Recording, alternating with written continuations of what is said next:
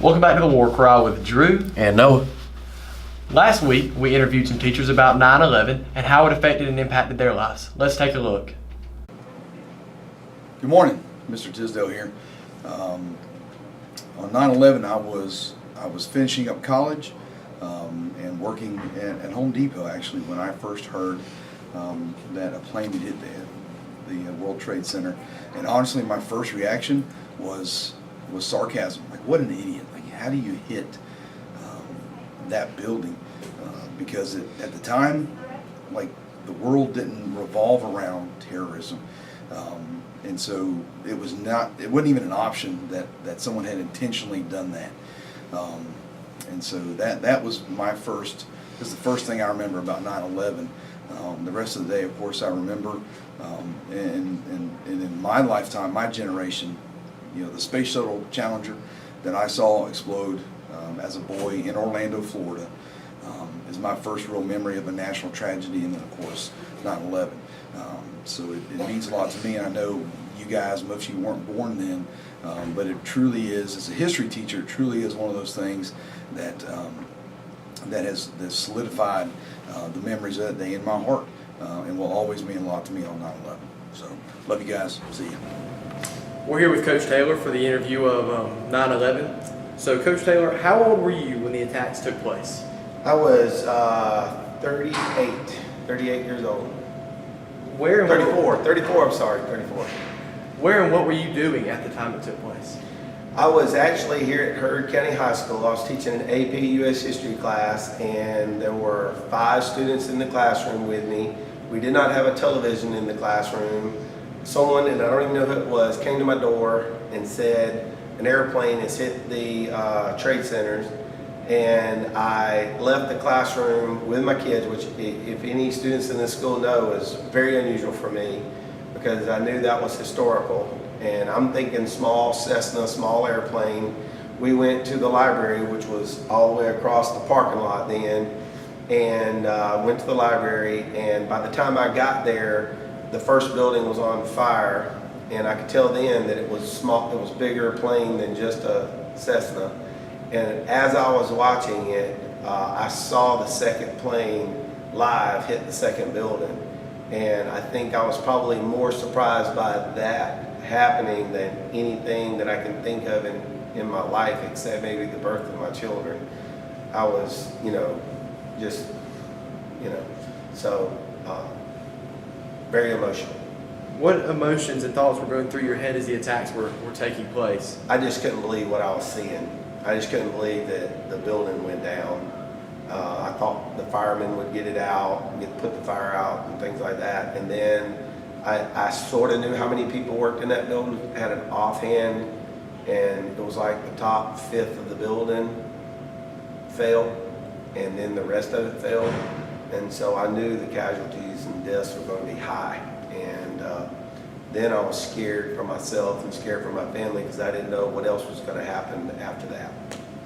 How has 9/11 changed you throughout life so far? Everywhere I go, I look at who I'm around. I think about where I'm going. I think about my security, my family's security. When we travel, I probably pay attention to the news a lot more than I did. And so I'm very aware. I'll fly, but I really don't like to fly. And Coach Taylor, thank you for your time, and thank you for this interview. We're here with Coach Waldrop on the interview of 9/11. Coach Waldrop, how old are you when the attacks took place?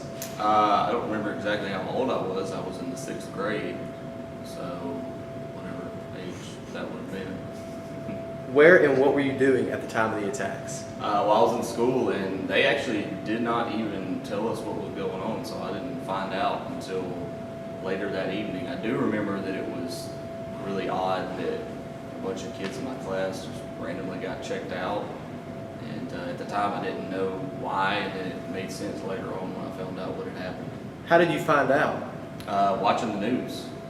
I came home and just turned on the TV, and of course that was what was on every channel. Every station was talking about it, and just watching the news coverage is kind of how I found out what was going on. What emotions and thoughts were going through your mind as you learned about the attacks? It was a scary time. I mean, as a small kid, I mean, you're seeing your country attacked, and people flying airplanes into buildings is very scary. You don't know what's going to happen next. You don't know if something was going to happen the next day, or if it was over. So fear of the future, fear of what might be happening right now. I remember late that night there was some bombings that had happened in the Middle East, and so the fear was that maybe that was somehow connected, like maybe the whole world is going to war again. You just don't really know. It's just a lot of chaos and a lot of questions. Has 9/11 changed you? Definitely. I mean, it's changed the whole world. I mean, everything really has been impacted by what happened on that day. Before September the 11th, you never really heard the word terrorism, or it was something that happened on the other side of the world. But now it's something we live with every day. We live in a hypersensitive world where any little thing can be, somebody says the wrong thing and it gets blown out of proportion, and you constantly have to worry about terrorist attacks and people trying to blow stuff up, and so yeah, you live in a constant state of sort of being suspicious of your surroundings and wanting to know what's going on. Well, thank you, Coach Waldrop, for this interview, and a good rest of your day. Thank you. Last Friday, there was a pep rally at Central Hatchie Elementary. The kids had a lot of fun and the spirit of the Brave Nation was lifted. Early that morning, the band and the cheerleaders came out and played for the car riders, and the football players joined in during fourth block for the full pep rally. In other news, there was a Red Cross blood drive last week. More on that after a brief recap on sports from last week. Drew? Our varsity football team met a tough match with Hateful Charter last week, but hope to bounce back. The game ended with a score of 61-7, but the Braves fought to the end and made it a point to never give up. Boyd led the way for the Braves with 101 yards rushing on 9 carries, and 5 of the Braves had carries for positive yardage, including senior Jay Wright, who had 32 yards on 8 carries, and fellow senior Keyshawn Johnson, who had 7 touches for 30 yards. As for our middle school Braves, they beat Central 44-18. It was an easy win, so keep on going, middle school Braves. For a second straight week, the Lady Braves varsity softball team went on the road and earned a hard-fought win over a region rival.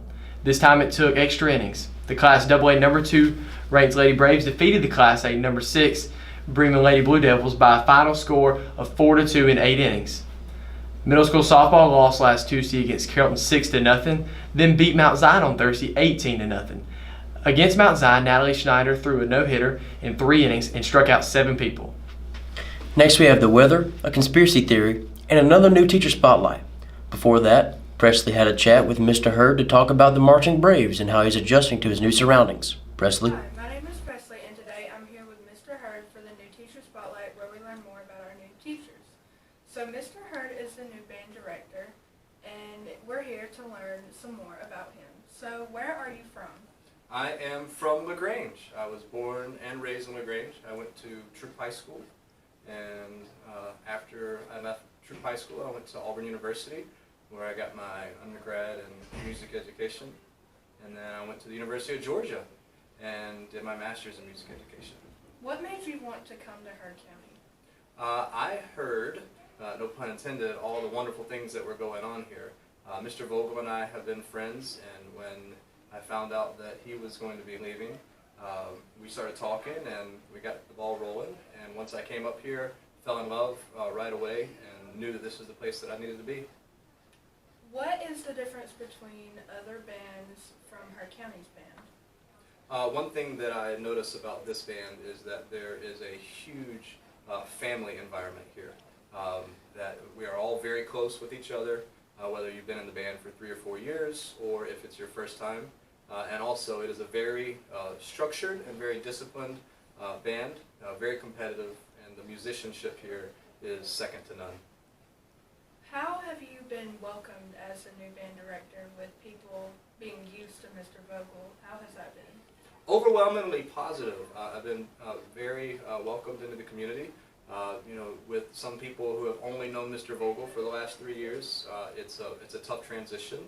but I think that every day we make more progress. I mean, it's about building trust and understanding and getting to know each other. And so as the kids get more comfortable with me and I get more comfortable with the kids, we really start to fall into a good place. So been really pleased with the community, with the families, the businesses, the administration. Been very happy with all of that since I've been here. What are your expectations for the band this year? To keep pushing forward. We start competition season in just a couple weeks. We host a competition at the end of the month, and then we will compete throughout the state of Georgia for 3 weekends up through November. So our goal is to be competitive and for every rehearsal to be better than the last one and to make this year the best that the Heard County Band has seen so far. Thank you. Hello, Heard County. I'm your local weatherman, Jacob Cash, here with the weather with a brand new setup. Now, as you can see behind me, on Monday there will be some thunderstorms in the PM. Tuesday and Wednesday are going to consist of scattered thunderstorms. Now, Thursday we're actually going to have some showers in the AM, while Friday will be mostly sunny. Saturday will be partly cloudy, and on Sunday we're going to have some isolated thunderstorms. Highs of this week will be in the low 90s, while lows will be in the high to mid 60s range. Thank you for viewing. Welcome to a new episode of Conspiracy Theory. In remembrance of 9/11, we will be looking at another famous disaster, the sinking of the Titanic. The infamous sinking of the Titanic is often seen as an unavoidable disaster caused by a very unforeseen iceberg. However, many believe it was a sabotage caused by a gentleman that owned the ship by the name of John Pierpont Morgan. The story goes that J.P. Morgan wished for the creation of the U.S. Federal Reserve Bank to help the unstable economy at the time, since Morgan was forced to assist during the bank panic of 1907. However, 3 wealthy individuals stood opposed to this proposal by the name of John Jacobs Astor, Benjamin Guggenheim, and Isidore Strauss. It's believed that Morgan had somehow managed to set up the sinking of the Titanic, in which all 3 individuals had booked a maiden voyage. Quite a stroke of luck, I must say. It also happened that Morgan himself had stayed behind when the Titanic had made its fateful and last departure. The ship sunk, and all 3 that opposed the creation of the Federal Reserve had died. It's not suspicious at all. Regardless, Morgan went on to support and see the creation of the Federal Reserve come to fruition, with a few less individuals opposing him. Sure, but that's all the time we have today for conspiracy theories. Thank you for watching. Next Friday, varsity football plays Central at 7:30 away, and JV has an away game today versus Hanley at 6:30. Middle school has an away game versus Carrollton. Varsity softball has a home game Thursday versus Lamar at 5:30. JV softball has a tournament Monday at Gold Dust Park versus Villa Rica. Game times are at 5:30 and 7. They have an away game Saturday before varsity versus Northgate at 4:30. Varsity and JV volleyball have games Tuesday at home versus Callaway in 5 and 6. That's all for this week, Brave Nation. Tune in next Monday for all your weekly news and reminders. And remember, with pride. Go Braves!